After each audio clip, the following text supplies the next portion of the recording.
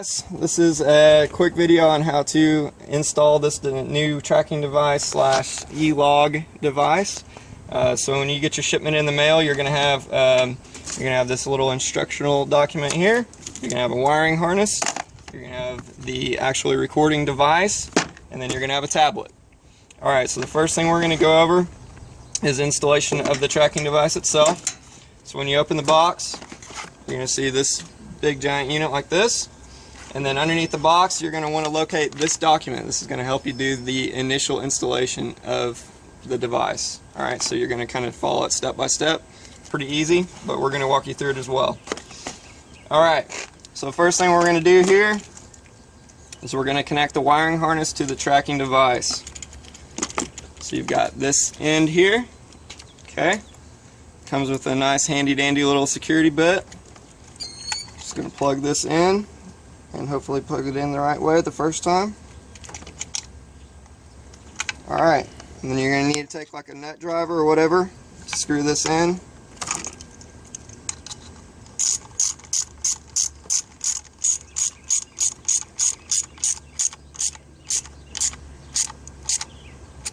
Not super tight, don't need to break it. Alright, now this unit is ready to be plugged into the truck. Alright, so this is a Ford. Your main connection point is going to be right here. This is your OBD2 port. Alright, so as you can tell, this harness is kind of a Y harness. Purpose of that is whenever we have this plugged in, it still gives you an available port for the dealer to service the vehicle. So we're just going to go ahead and make our connection. And we're just going to leave this out for right now. You should start seeing some lovely Christmas light action going on this thing. It's doing everything it needs to do to communicate with the truck right now. We're going to give it just a second, and then we're going to actually start the truck.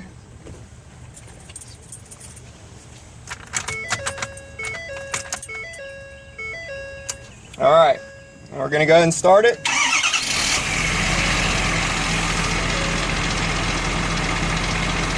It's still going to show quite a few different lights as it's still communicating with the truck, gathering that first bit of information.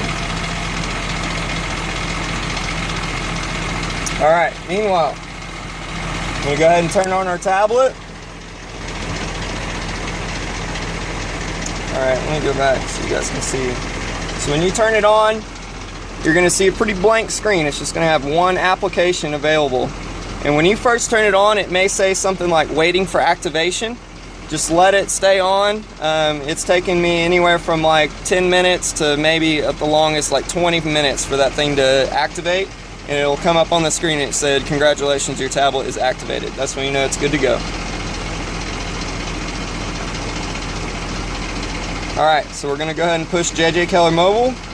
Should come up with a screen that says activation code. Activation code is Wachter, all lowercase. W-A-C-H-T-E-R, and you're going to click activate. It's going to load, it's going to give you some warnings. Alright, and then this is where you're going to enter in your username and password. That's just going to be your first letter of your name and then your last name. I'm going to use Alan Pledgers just to show you guys. Password's going to be exactly the same thing. You can change that later if you like. It doesn't matter. So, first letter, last name, first letter, last name for both username and password. Okay, then we're going to log in. Okay, now you're going to see perform EOBR discovery. This is where the tablet is going to start communicating with the tracking device.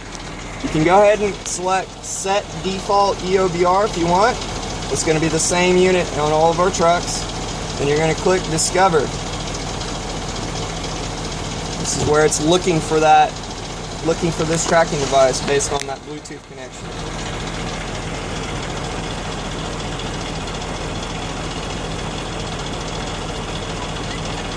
Alright, so then whenever it finds it, it's going to have a little window that pops up, Bluetooth pairing request. It's just making sure that you do want to communicate with the unit, and you just say, okay. Alright, so it's popped up this little unit. That is this tracking device. Alright, then the next thing you're going to do is click activate. Alright, now it has activated it. So now you're going to enter in your truck number. And in this case, it is B1111. 11-bit is fine, you don't need to change that. Click OK.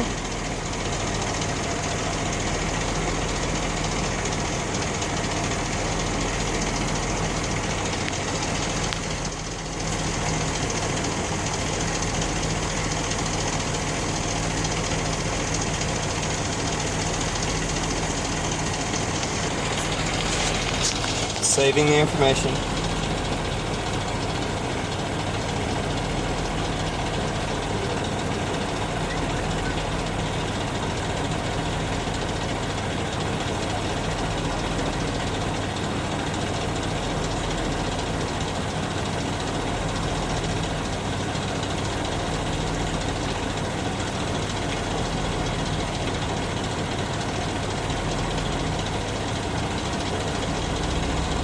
Alright, now we're not going to have a trailer info or shipment info to put in this. Obviously that's not our line of work, so you're just going to click OK. Alright, now you're going to enter the odometer for the truck.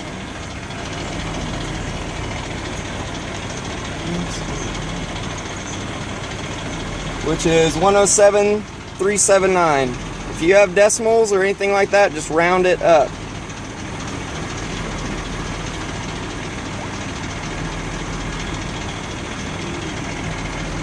Okay.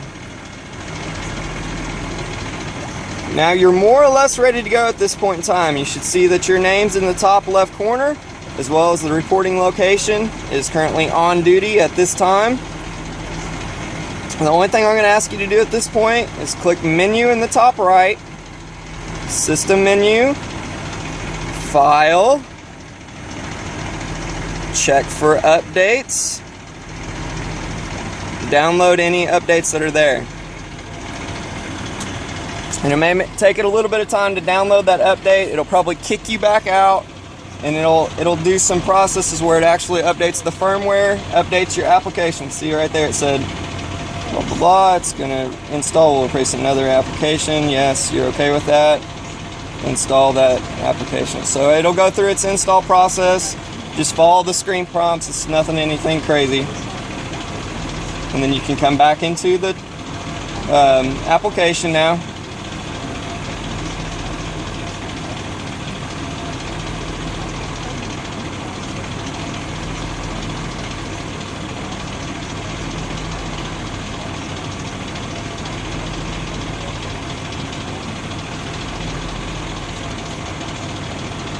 Enter your password again.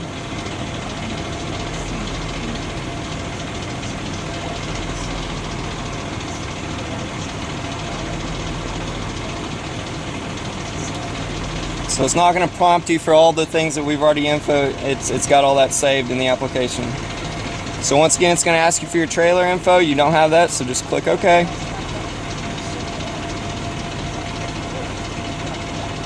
Alright, now you are ready. Now you'll see how it's doing its firmware update. This takes a little bit of time, so we're going to probably end the video here. Once that's completely done, you should be more or less ready to start logging.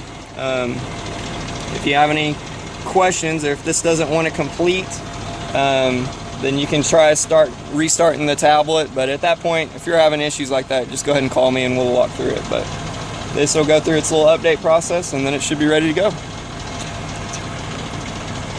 Okay, and then once we've verified that everything's working normally, then you're going to want to hide this up under the dash the best you can.